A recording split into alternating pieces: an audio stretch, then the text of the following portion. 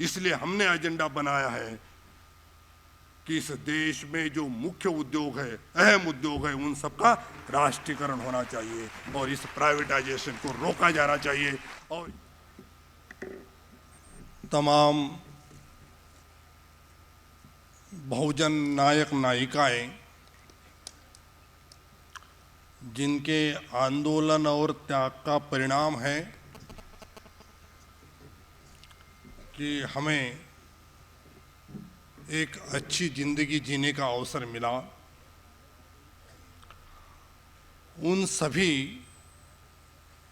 महानायक और महानायिकाओं को,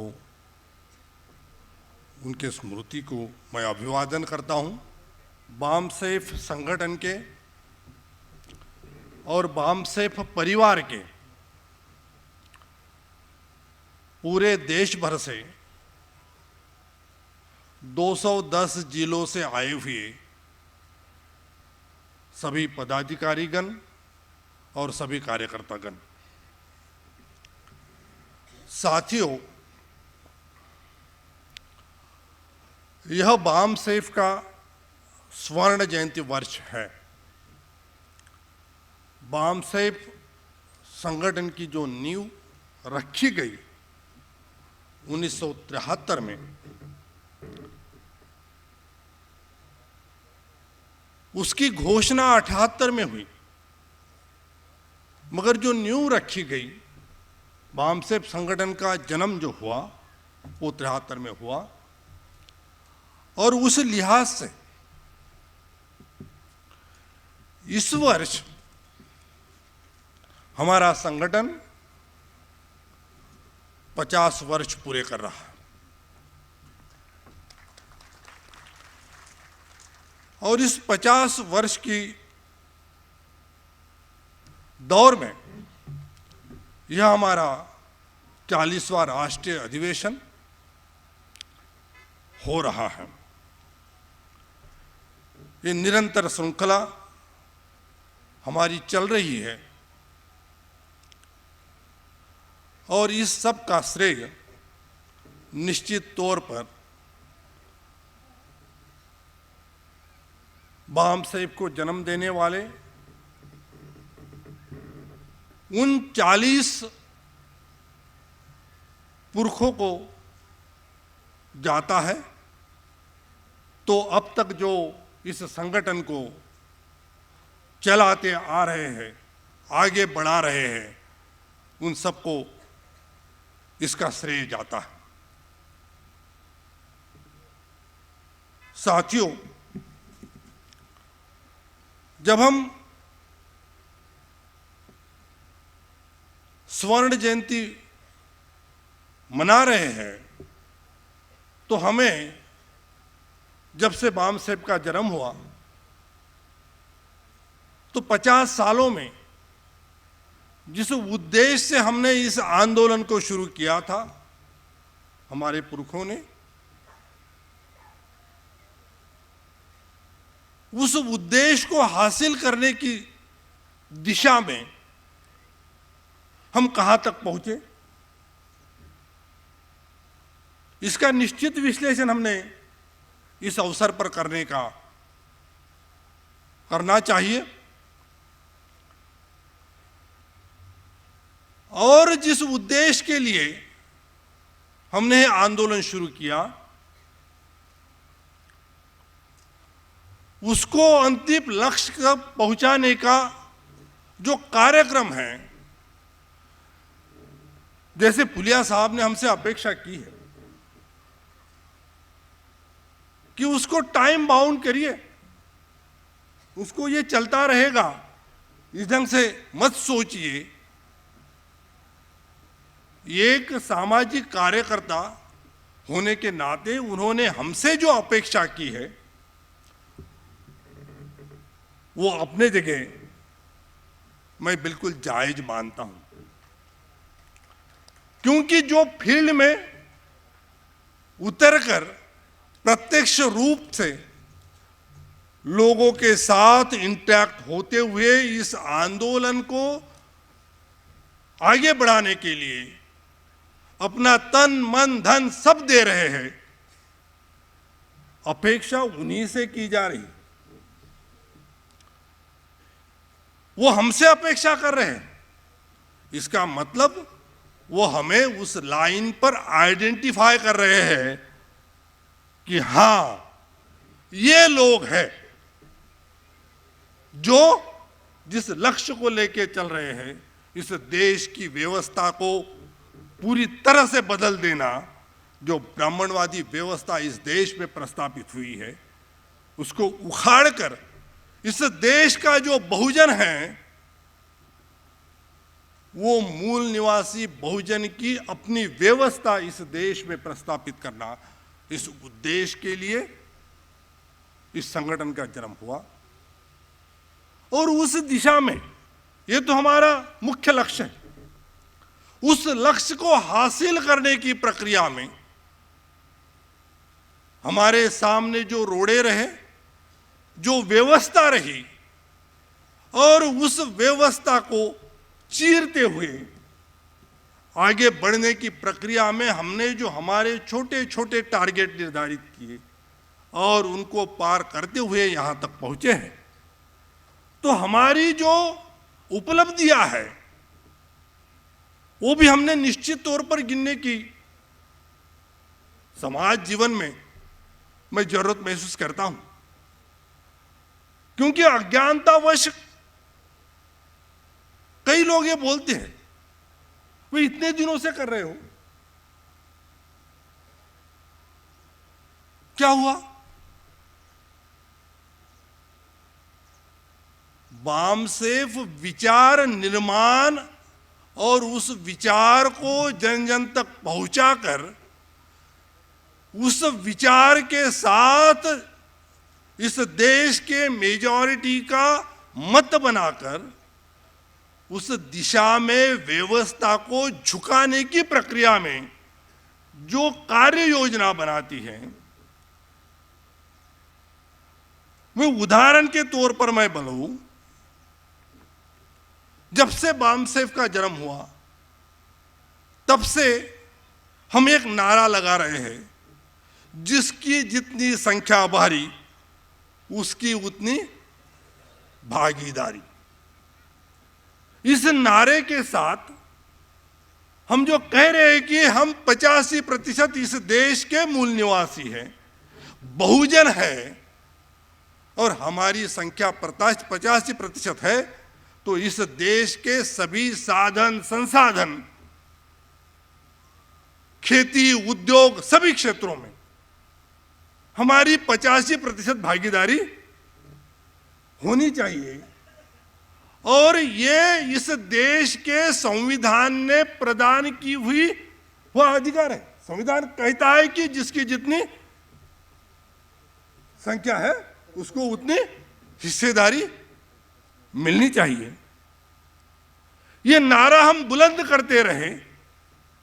आज हम देखते हैं कि इस नारे को जिन्होंने विरोध करते आए, कांग्रेस जैसी पार्टी आज ये बोली बोलने लगी है। ठीक है, हम देखते हैं कि अभी व्यवहार में नहीं आया, बोली तक तो पहुंचा ही दिया। ये मजबूरी बनेगी, व्यवहार में लाना होगा, नहीं तो मर जाएंगे। पॉलिटिकली जीवित रहना, क्योंकि हम जो काम कर रहे हैं धरातल पर, इस देश की जन जन को चेताने का, समझाने का, उसी का परिणाम है। ये चीजें आप अपने आप हो रही है ऐसा मत समझिए। आप देखोगे 10, 12, 15 साल पहले किसी पॉलिटिकल पार्टी के बैनर पर बाबा साहब फुले साहब की तस्वीर नहीं होती थी। आज कोई पार्टी दिखा दो जिसके बैनर पर फुले साहब, बाबा साहब ना हो। कैसे पहुंचे भाई? हमने मजबूर किया है, क्योंकि जनमानस की सोच बदलने में हम जो सफलता पाए, पार्टियों की मजबूरी बनी, विचार नहीं लिया, अभी तक भी नहीं लिया है। तस्वीर तो लेने की मजबूरी 10, 12, 15 साल पहले से हुई है। अब हमारा विचार बोलने की मजबूरी हमने उनकी बना दी है, तो उन विचारों को पर चलने की भी मजबूरी बनेगी, नहीं तो खत्म होंगे। यह तय है, यह तय है। हम हमारी गति तेज करते हैं तो वो जल्दी खत्म होंगे, हमारी गति कम रहेगी तो खत्म होने में उनको ज्यादा समय लगेगा। इसलिए साथियों,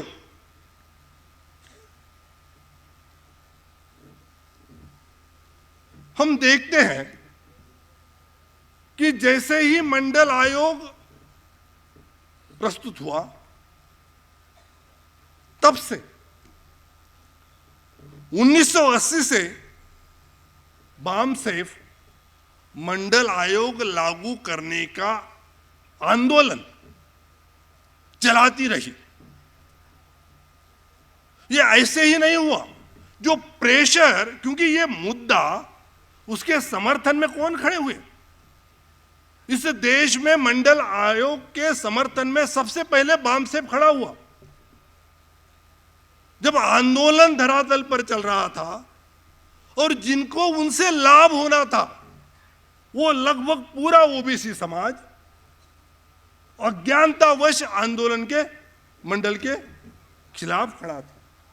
तब इस देश के ओबीसी को समझाने का और इस मुद्दे को चलाने का, जलाने का काम किसी ने किया है तो बामसेफ ने किया है। और उसका ये परिणाम रहा कि सत्ता में जो भी आए उनको मंडल आयोग लागू करना पड़ा। तो इसमें पुरोधा हम ही रहे, बाद में और लोगों ने वही मुद्दा, क्योंकि हम मुद्दे को जन्म देते हैं। कई मुद्दे ऐसे हैं जिनको हमने जन्म दिया, हमने प्रचारित किया और बाकी लोगों ने भी उसको सही समझते हुए उसके समर्थन में वो खड़े हुए। ये हमारी सफलता है, क्योंकि विचार यहां से पैदा हुआ, यहां से विचार दिया गया। तो ये हमारा निश्चित तौर पर क्रेडिट है। साथियों, 2000 के पहले से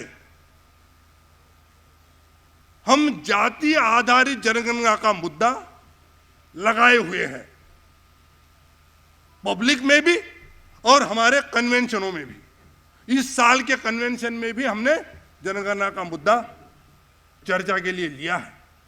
हम यहां जो भी मुद्दे चर्चा के लिए लेते हैं, वो मुद्दे ऐसे ही चर्चा करने के लिए नहीं होते। जो भी मुद्दे हम चर्चा के लिए लेते हैं उसमें हमारे कार्यकर्ता का प्रशिक्षण होता है, उस पर कार्यकर्ताओं के साथ चिंतन होता है और कार्यकर्ताओं के माध्यम से वो विचार गांव-गांव और बस्तियों तक पहुंचाने का काम होता है। तो ये 2000 से हम कर रहे हैं। तो इसका एक परिणाम जरूर आना है, ये रुकेगा नहीं। आज इसके खिलाफ हमारे विचारधारा की सख्त खिलाफत करने वाले लोग सत्ता में हैं, वो रोके हुए हैं, वो रोके हुए हैं। कब तक रोक पाएंगे? ज्यादा देर रोकेंगे तो वो खत्म होंगे। हमारा ये मुद्दा आगे जाएगा, क्योंकि हम उस मुद्दे पर प्रेशर बनाए हुए हैं। जनता का प्रेशर बहुत बड़ा प्रेशर होता। इसलिए साथियों, इस मुद्दे को जब तक पूरा नहीं होता, पूरी ताकत के साथ हमने इसको जनमानस में ले जाना है। क्योंकि जब तक इस देश में जाति के आधार पर जनगणना नहीं होगी, तब तक जातियों के आधार पर जो हम विभाजित लोग हैं और उसके आधार पर हमारा जो स्टेटस, इकोनॉमिकल, सोशल, ये सब उसके साथ जुड़ा है। मतलब ये जातियों की श्रेणी में जाति जितनी नीचे, उतनी सभी क्षेत्रों में वो नीचे पाई जाती है। उसके साथ सीधा सीधा रिलेशन है। तो जो जितनी नीचे पाई जाती है उसको ऊपर उठाना है तो उसकी गणना और उसका डिटेल आंकड़ा होने की जरूरत है। वो जातीय आधारित जनगणना से ही होगा। और इससे ये भी होगा कि जिनको हम 15% अपर कास्ट कह रहे हैं, उनकी संख्या एक्चुअल कितनी है वो भी पता चलेगा। उनमें भी कई जातियां हैं और उनमें भी पता चलेगा कि किन के हिस्से में कितना गया है। उन 15% में जो 3.5% है, उन्होंने ये जो बचे हैं 15 में से 3.5 निकाल दो तो उनका कितना खाया, ये जब उनको पता चलेगा ना, तो आज वो जो गठबंधन बना हुआ है वो भी बना नहीं रहेगा, वो भी टूटेगा। और इसको हम तोड़ के रहेंगे क्योंकि उनका भी शोषण हुआ है एक विशिष्ट जाति के माध्यम से। तो साथियों, इस मुद्दे को हमने बनाए रखना है हमारे प्रचार प्रसार का मुद्दा। और एक मुद्दा जो हो, इस देश में बड़े पैमाने पर आज निजीकरण चल रहा है। हम चाहते हैं, हमारे पुरखे चाहते थे कि राष्ट्रीयकरण हो, क्योंकि राष्ट्रीयकरण से ही इस देश के जनसामान्य को लाभ मिलेगा, उसके हक अधिकार उसके पक्ष में जाएंगे।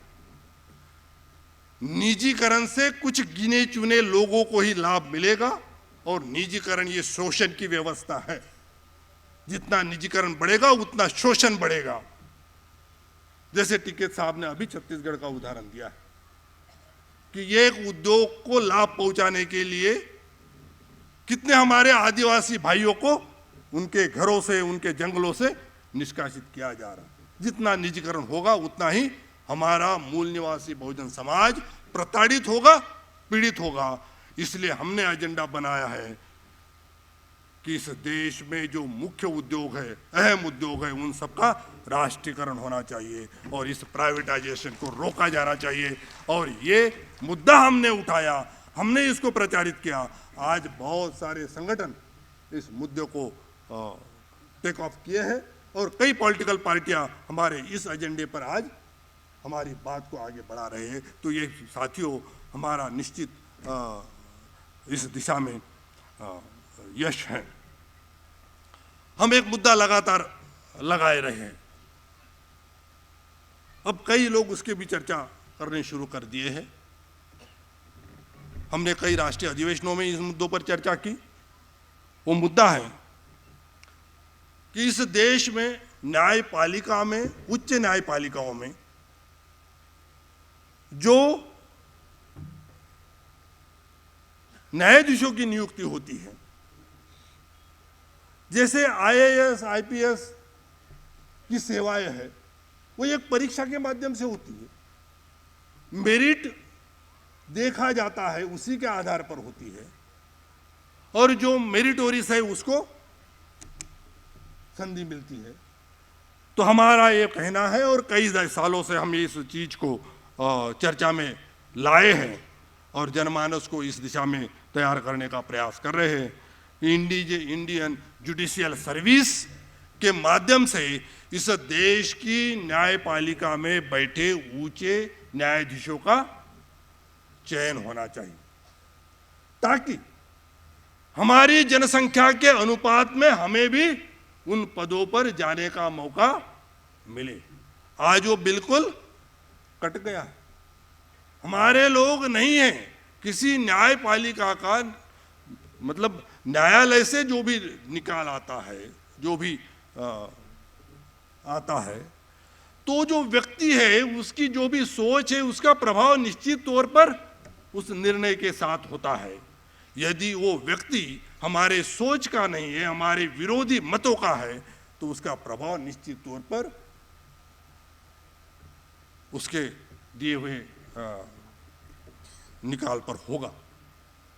इसलिए हम चाहते हैं कि इस देश में जो पॉपुलेशन जिस अनुपात में जिसकी जितनी संख्या है उस अनुपात में उनका उन पदों पर पहुंचना बहुत जरूरी है और हमारे लोगों में उन पदों पर पहुंचने का मेरिट नहीं है, ऐसा बिल्कुल भी नहीं है। हम नहीं पहुंचे ऐसा सिस्टम आज काम कर रहा है कॉलेजियम का, इसलिए हमारे लोग वहां नहीं पहुंच पा रहे। इसलिए हम ये डिमांड कई सालों से लगाए हैं और इस डिमांड को लेके अब कई पॉलिटिकल पार्टियां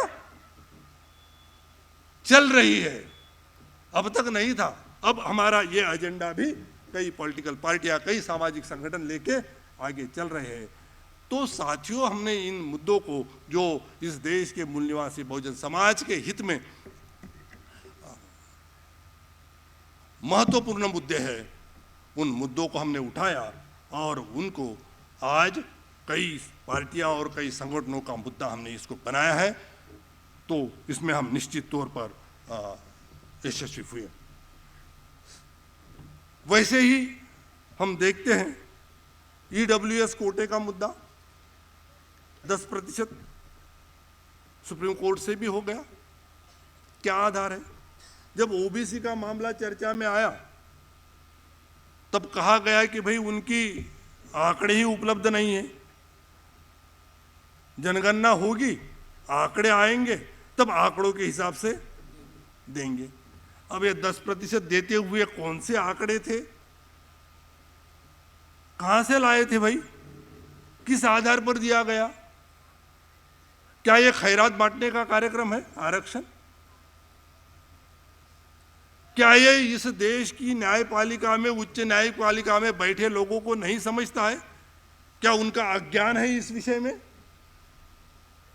ये अज्ञानतावश नहीं हुआ। तो साथियों, ये जो मुद्दे हैं, इन मुद्दों को हमें जनमानस में अधिक क्षमता और ताकत के साथ ले जाना होगा। हमने इसकी चर्चा शुरू की और कई संगठन इसको भी आज आगे लेके चल रहे हैं।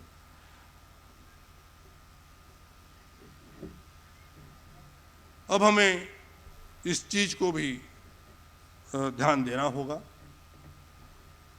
इस अधिवेशन में हमने उस विषय में, उस संदर्भ में विषय भी लगाया है।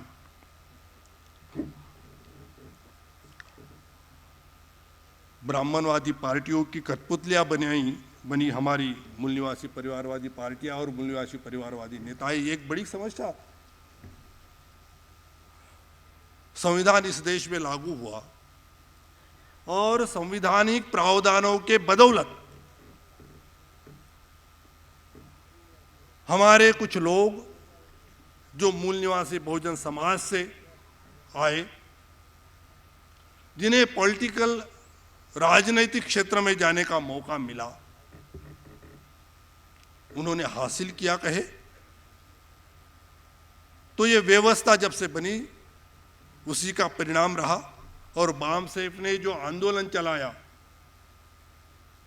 मूल निवासी विरुद्ध विदेशी, उससे जो जनमानस बना, उसका परिणाम रहा कि हमारे मूल निवासी बहुजन समाज से कई लोगों को राजनीतिक क्षेत्र में काम करने का मौका मिला।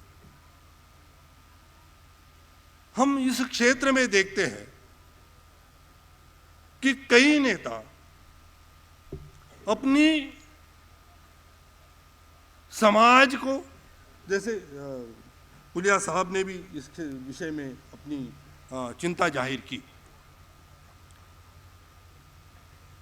अपने समाज के दुख दर्द को भूलते हुए खुद के और परिवार के हित में जो ब्राह्मणवादी नेतृत्व में पार्टियां काम कर रही इस देश में, उनके शरण में गए और हमारा समाज, वो हमारे मूल निवासी समाज से होने के नाते अपना नेता उसे मान बैठे, विचारधारा को छोड़ते हुए ब्राह्मणवादियों के साथ जाने के बावजूद। हमारे समाज को हमें जागरूक करना पड़ेगा।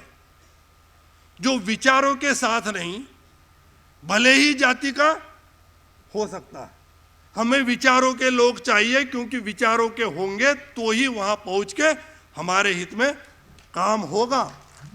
जातियों का होने से कोई लाभ नहीं होगा। यह अनुभव हमने कर लिया, मैंने किया, आप सबने भी किया, क्योंकि हम सब समझदार लोग यहां बैठे हैं। यही चीज हमें हमारे गांव में बसने वाले लोगों तक पहुंचानी होगी, तब ये ठिकाने पर आएंगे।